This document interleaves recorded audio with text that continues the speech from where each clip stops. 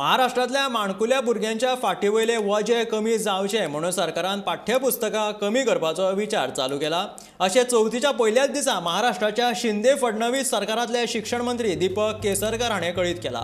शालेय शिक्षण खात्याची जापसालदारकी घेतल्या उपरांत भुरग्यांच्या फाटीवयले वजे कमी करपाचो आपलो यत्न आसून एका पुस्तकात 3 भाग छापपाचो विचार सुरू आसा आनी तशेंच गरीब भुरग्यां खातीर पुस्तकां वांगडा वयो फुकट दिवपाचो यत्न चालू आसा अशें केसरकरांनी सांगलां।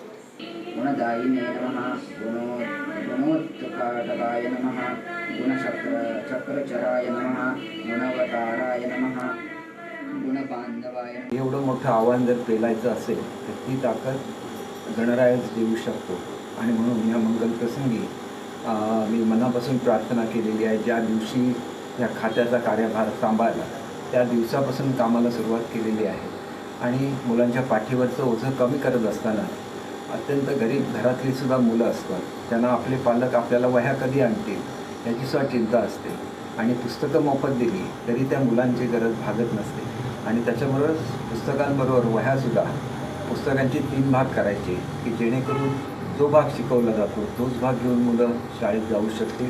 त्यालाच वह्यांची पानं दर्जेदार कागदाची असतात, त्याच्यावर पाठपोट लिहिता येईल, त्याच्यामुळे ओझं हे कित्येक पटीने कमी होणार आहे आणि त्याचबरोबर दर्जेदार अशा वह्या, शेवटी कागद जेवढा चांगला तेवढीच लिखाणाची आवड ही मुलांच्यामध्ये होते।